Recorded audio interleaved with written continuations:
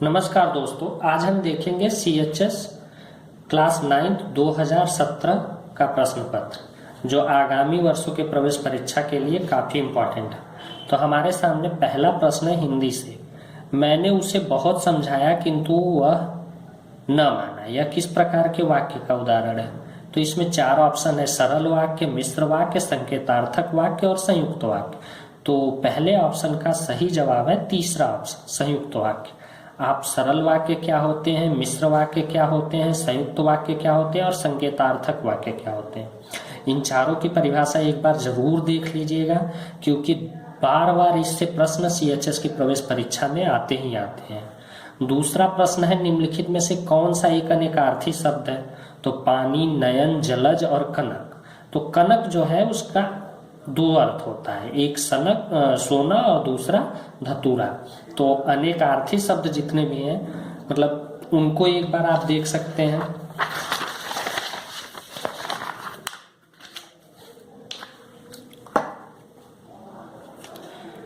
तीसरा प्रश्न हमारे सामने है, अर्वाचीन का विलोम शब्द क्या है? अर्वाचीन यानी कि इसका हिंदी अर्थ होता है नया, तो अर्वाचीन का विलोम होगा प्राचीन। सही जवाब इसका पहला ही है। जहां पहुंचना कठिन हो के लिए एक सही शब्द है, तो जहां पहुंचना कठिन हो उसे हम कहते हैं अगम, दुर्गम, सुगम, निगम, निर्गम। तो इसमें हम जहां पहुंचना कठिन हो उसे दुर्गम कहते हैं। 5वां प्रश्न है, छाती पर सांप लेटना मुहावरे का अर्थ। तो पहला ऑप्शन है व्यर्थ विवाद करना, भय से आक्रांत होना, ईर्ष्या से जल उठना, दुखी होना। तो इसका सही जवाब है ईर्ष्या से दुखी होना। आप कुछ ऐसे मुहावरे देख सकते हैं, आप व्यर्थ विवाद करना, भय से आक्रांत होना, इन सब मुहावरों का अर्थ आप एक बार जरूर देख लीजिएगा। पर यह छाती पर सांप लौटने का सही मुहावरे का अर्थ है ईर्ष्या से जल उठना। मन चंगा तो कठौती में गंगा एक उदाहरण है, यह मुहावरे का उदाहरण है। बाकी मुहावरे लोकोक्ति क्या होती हैं, समास क्या होते हैं और अनेकार्थी शब्द, इनको भी आप जरूर एक बार ध्यान से पढ़ लीजिएगा। निम्नलिखित में से कौन सा एक मात्रिक छंद का उदाहरण है? तो मात्रिक छंद का जो उदाहरण है चौपाई है। चौपाई और जो सोरठा होते हैं ये मात्रिक छंद होते हैं। तो मात्रिक छंद का है, इसमें सही ऑप्शन है चौपाई। चांदनी का पर्यायवाची है, तो चांदनी का पर्यायवाची होगा इनमें से पहला ऑप्शन है मयंक, शशांक, चंद्रहास, चौथा कौमुदी। तो कौमुदी जो है वो चांदनी का पर्यायवाची है। चांदनी के और भी क्या क्या पर्यायवाची होती है आप एक बार देख लीजिएगा, या हम अपने अगले वीडियो में कुछ पर्यायवाची से रिलेटेड प्रश्न देखेंगे और अपलोड करने की कोशिश करेंगे। 9वां प्रश्न है, रहीमन पानी राखिए बिन पानी सब सून, पानी गए न उबरे मोती मानुष चून। तो इसमें से कौन सा अलंकार है? तो इसमें जो सही ऑप्शन है श्लेष अलंकार है। अनुप्रास, यमक, श्लेष और वक्रोक्ति। तो आप एक बार अनुप्रास अलंकार किसे कहते हैं, यमक अलंकार किसे कहते हैं और श्लेष अलंकार किसे कहते हैं जरूर पढ़िएगा, क्योंकि पिछले बार इसमें इससे रिलेटेड 3 प्रश्न आए थे और इस बार भी लगभग 1-2 प्रश्न है। 10वां प्रश्न है, कर कमल में कौन सा अलंकार है? तो कर कमल में कौन सा अलंकार है? कर कमल में इस प्रश्न को हम बाद में देख लेंगे, या नीचे कमेंट बॉक्स में इसका हम सही आंसर बता देंगे। 11वां प्रश्न है कि fill in the blanks with appropriate article. तो यहाँ पे सही आर्टिकल क्या होंगे? तो है this is unusual problem that the government should find out. तो यहाँ अनयूजुअल है, तो AEIOU के पहले एन लगता है, तो सही ऑप्शन क्या होगा? An. What is the plural of the words knife? Knife मतलब चाकू जो होता है, तो इसका सही होगा knives, KNIVES। Fill in the blank with appropriate preposition. तो इसका सही होगा I have been studying in the school since the last 5 year. ये लगभग प्रेजेंट परफेक्ट कंटिन्यूअस टेंस है, तो इसलिए सिंस। आप एक बार टेंस को भी पढ़ लीजिएगा ध्यान से, जो कि 2020 की प्रवेश परीक्षा की दृष्टि से काफी इंपॉर्टेंट प्रश्न है। विच of the following is a declarative sentence? तो इसमें होगा कि यू आर क्लेवर। जो डिक्लेरेटिव सेंटेंस होते हैं उसमें सब्जेक्ट वर्ब प्लस ऑब्जेक्ट होते हैं, तो यहाँ यू हो गया सब्जेक्ट, आर हो गया वर्ब और क्लेवर हो गया ऑब्जेक्ट। इस सीक्वेंस में होते हैं। बाकी सब में आप देखेंगे तो यहाँ पे पहले हेल्पिंग वर्ब है, फिर सब्जेक्ट है, तब ऑब्जेक्ट है। तो 14वें का सही ऑप्शन होगा 1।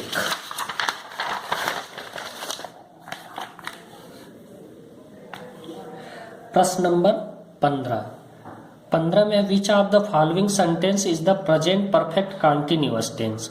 तो प्रेजेंट परफेक्ट कंटिन्यूअस टेंस में आप देखेंगे कि पहले रहता है सब्जेक्ट प्लस हेल्पिंग वर्ब होगी हैव बीन, और उसके बाद फिर वर्ब में आईएनजी, फिर या तो सिंस या फॉर। तो यहाँ पे सही ऑप्शन चौथा है।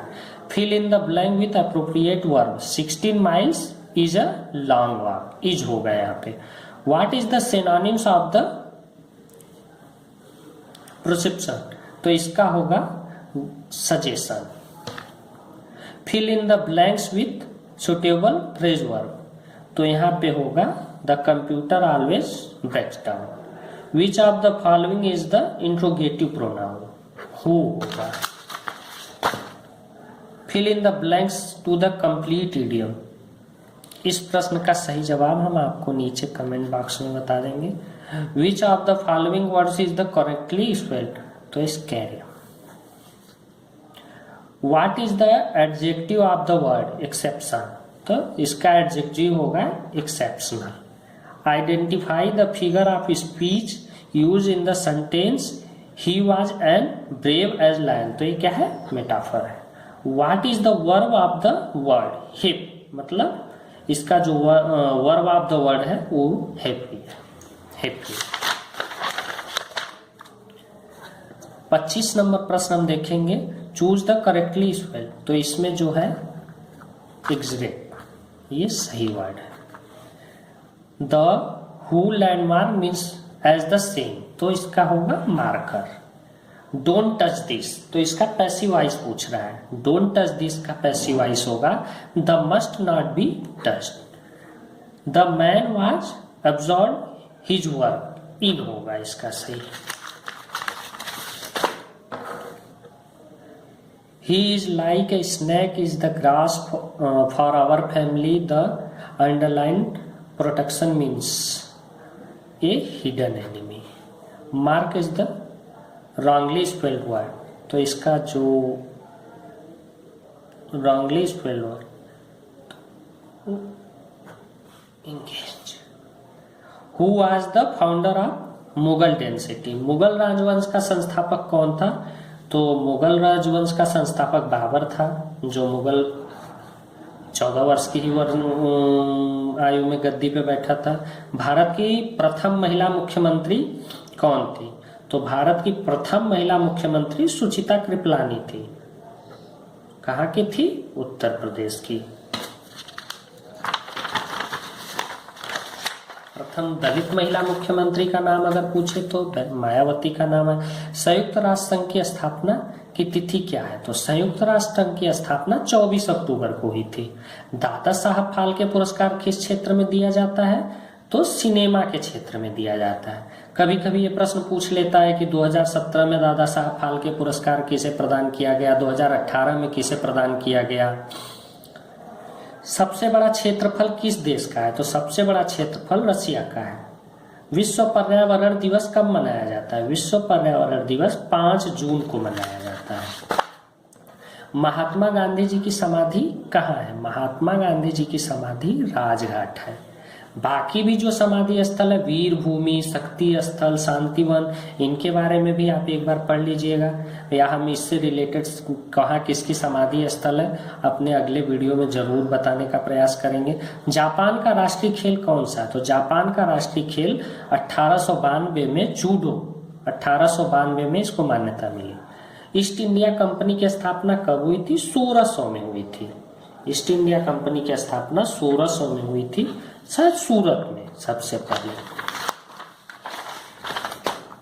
हॉकी का जादूगर किसे कहा जाता है? तो हॉकी का जादूगर जिनके नाम खेल दिवस मनाया जाता है, मेजर ध्यानचंद को कहा जाता है। भाखड़ा बांध किस नदी पे है? भाखड़ा नादगल बांध सतलज नदी पे है। जिम कॉर्बेट वन्य जीव अभ्यारण्य कहाँ पे स्थित है? उत्तराखंड में स्थित है। सर्वाधिक महिला लिंगानुपात भारत के किस राज्य में है? केरला में। हमारे सौर मंडल का सर्वाधिक चमकीला ग्रह कौन सा है? तो हमारे सौर मंडल का सबसे चमकीला ग्रह शुक्र यानी वेनस है। बांग्लादेश की मुद्रा का क्या नाम है? बांग्लादेश की मुद्रा को हम टका कहते हैं। भारत में राष्ट्रपति का कार्यकाल कितने वर्ष का होता है? 5 वर्ष का होता है। किस शहर को भारत का गुलाबी शहर कहा जाता है? तो जयपुर जो राजस्थान में स्थित है उसे भारत का गुलाबी शहर या पिंक सिटी कहते हैं। सरपंच कौन है? सरपंच जो होते हैं ग्राम का मुखिया होते हैं, जिन्हें हम प्रधान भी कहते हैं। स्वतंत्रता हमारा जन्म सिद्ध अधिकार है, मैं इसे लेकर रहूंगा, बाल गंगाधर तिलक ने कहा था। रिजर्व बैंक ऑफ इंडिया का केंद्रीय कार्यालय कहाँ पे स्थित है? तो रिजर्व बैंक ऑफ इंडिया का केंद्रीय कार्यालय मुंबई में स्थित है, जो CHS की प्रवेश परीक्षा की दृष्टि से वेरी वेरी इंपॉर्टेंट प्रश्न है, बार बार प्रश्न पूछा जाता है। अब जो 51 से 70 नंबर तक प्रश्न है वो मैथ है, तो इन्हें हम सॉल्व तो यहाँ नहीं कर सकते हैं। बाकी इनका ऑप्शन सही क्या है हम आपको इसे बताने का प्रयास करेंगे। तो 91 प्रश्न का सही ऑप्शन है 4, जो 3/4 प्राप्त करने के लिए -2/3 से कितना घटाना चाहिए? तो -17/12। और 52 का सही ऑप्शन है 2। निम्नलिखित में से कौन सी संख्या पूर्ण वर्ग नहीं है? तो 2222 जो है वो पूर्ण वर्ग नहीं है। आप देखेंगे तो 961 भी पूर्ण वर्ग हो बन जाए, 1444 भी, 3136 भी। यदि a-b बराबर 7 और ab बराबर 9 तथा तब a² + b² बराबर 67 होगा।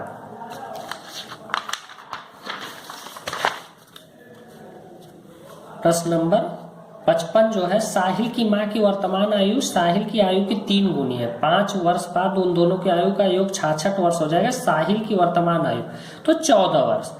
इस तरह के प्रश्न भी बार बार पूछे जाते हैं। एक परिमेय संख्या का हर उसके अंश से 8 अधिक, यदि अंश में 17 जोड़ दिया जाए तो हर में 1 घटा दिया जाए, तब हमें 3/2 प्राप्त होता है। वह परिमेय संख्या 13/21 होगी। आप परिमेय और अपरिमेय संख्या किसे कहते हैं, कैसे सॉल्व, इसको एक बार देख सकते हैं। प्रश्न नंबर 57। प्रश्न नंबर 57, एक दुकानदार को एक किताब 100 में बेचने पर 20 का लाभ होता है, उसके लाभ का प्रतिशत क्या होगा? तो उसके लाभ का प्रतिशत 25% होगा। 4000 का चक्रवृद्धि ब्याज 2 वर्ष 3 महीने के लिए 10% की दर से, जबकि ब्याज वार्षिक संयोजित होता है होगा 900 रुपये। एक टैंक को 6 पाइप 1 घंटा 24 मिनट में भर सकते हैं, तो 7 पाइप उसी टैंक को कितने मिनट में भर सकते हैं? तो 72 मिनट में भर सकते हैं।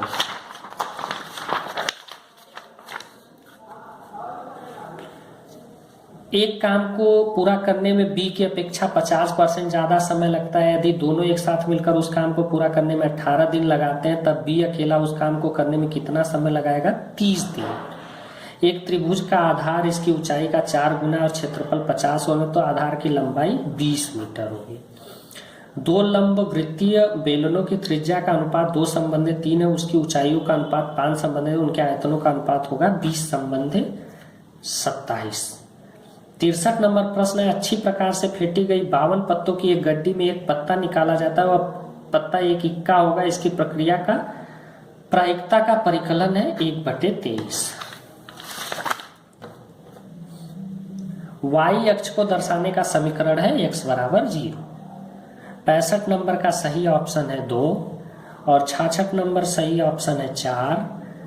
एक कुंड के अंदर 60 लीटर प्रति मिनट की दर से पानी गिर रहा है। यदि कुंड का आयतन 108 घन मीटर तथा कुंड को भरने में लगने वाले घंटों की संख्या क्या है? तो 30 होगा इसका सही ऑप्शन।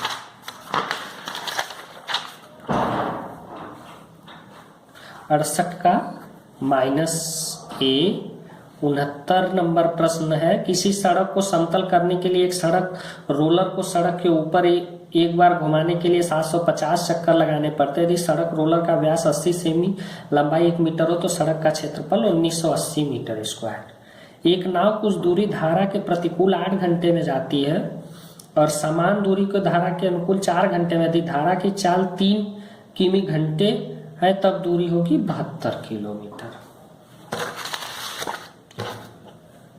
अब जो साइंस से रिलेटेड प्रश्न है, प्रश्न नंबर 71 से 90 तक। आप सबको पता ही होगा कि CHS में सब्जेक्ट वाइज 20-20 प्रश्न आते हैं। साइंस से 20 प्रश्न, हिंदी से 20 प्रश्न, इंग्लिश से 20 और करंट अफेयर्स और से रिलेटेड 20 प्रश्न होते हैं। एक उर्वरक है, तो जो एक उर्वरक है मिट्टी को पर्याप्त धरण प्रदान करता है।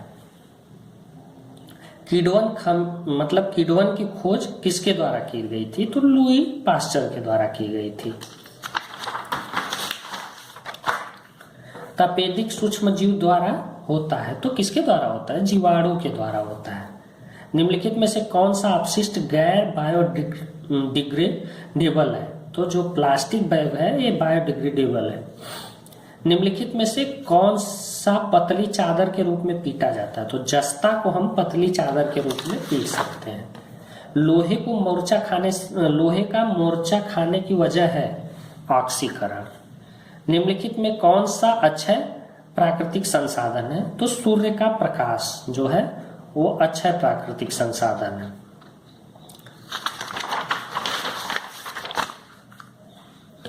निम्नलिखित में से कौन सा न्यूनतम प्रदूषण फैलाने वाला ईंधन है? तो CNG। देख रहे होंगे कि सरकार इस समय CNG को काफी, अगर गाड़ी जो है पेट्रोल डीजल की बजाय उसको CNG पे जोर दे रही है, तो इसका एक कारण है कि यह प्रदूषण कम फैलाता है। एक मोमबत्ती की लौ में पूर्ण दहन का बाह्य क्षेत्र जो कि नीला होता है वो सर्वाधिक गर्म होता है। कार्क कोशिकाएं सर्वप्रथम प्रेक्षित की गई। कार्क कोशिकाएं रॉबर्ट हुक के द्वारा। कोशिका भित्ति अनुपस्थित होती है प्राणी कोशिकाओं में। किसमें होती है? प्राणी कोशिकाओं में। निम्नलिखित में से निम्न में कौन महिलाओं के जनन तंत्र का भाग नहीं है? तो वीर्य नलिका जो है वो महिलाओं के जनन तंत्र का भाग नहीं है। अंडाशय भी होता है, गर्भाशय भी होता है और फैलोपियन ट्यूब भी होता है।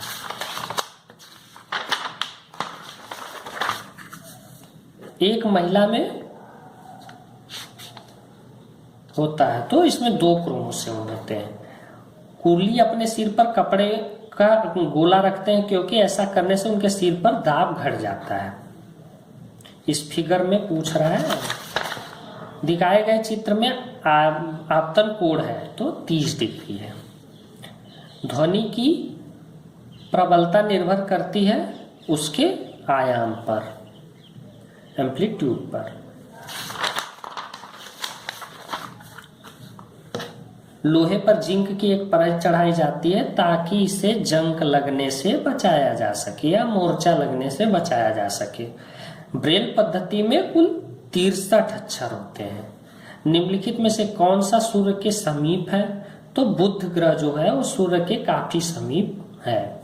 तड़ित चालक किसके प्रभाव से बचाने के लिए होते हैं? तो आप देखे होंगे कि घरों की छतों पे तड़ित चालक जो छोटे लगाए जाते हैं तो वो बिजली से यानी वज्रपात से बचाने के लिए लगाए जाते हैं। अब हम 91 नंबर प्रश्न देखेंगे जो हिंदी से रिलेटेड है। बाकी 1 से 10 नंबर तक हिंदी से थे, फिर 91 से 100 तक हिंदी से रिलेटेड प्रश्न है। पानी परात को छुयो नहीं, नैनन के जलसो पग दोए, इस पंक्ति में कौन सा आला? तो इसमें अतिशयोक्ति अलंकार है। यह कह रहे हैं कि वो पानी को छुए ही नहीं, परात में जो पानी था। उन्होंने तो जो कृष्ण और सुदामा के मिलन की बात किया जा रहा है इस दोहे में, वो बता रहे हैं कि जब सुदामा जी मिले कृष्ण से तो कृष्ण इतना खुश हुए कि वो परात के पानी की बजाय वो इतना रोए कि उनके आंसुओं से ही उनके पैर धुल गए। तो ये अतिशयोक्ति, मतलब ये अतिशयोक्ति बात हो रही है, इसलिए अतिशयोक्ति। प्रत्युष शब्द का अर्थ है प्रातः काल। पुष्प की अभिलाषा कविता किसने लिखी है? पुष्प की अभिलाषा कविता माखनलाल चतुर्वेदी जी द्वारा लिखी गई है। शारीरिक में इक प्रत्यय है। कौन सा प्रत्यय? इक प्रत्यय। ड का उच्चारण का स्थान है मूर्धा। सर्वोदय में कौन सी संधि है? तो सर्वोदय में गुण संधि होती है। आप संधि एक बार जरूर पढ़ लीजिएगा। निम्नलिखित में से कौन सा पुल्लिंग है? तो आंख, नाक और जीभ जो है वो स्त्रीलिंग है। हाथ ही एक ऐसा है जो पुल्लिंग है।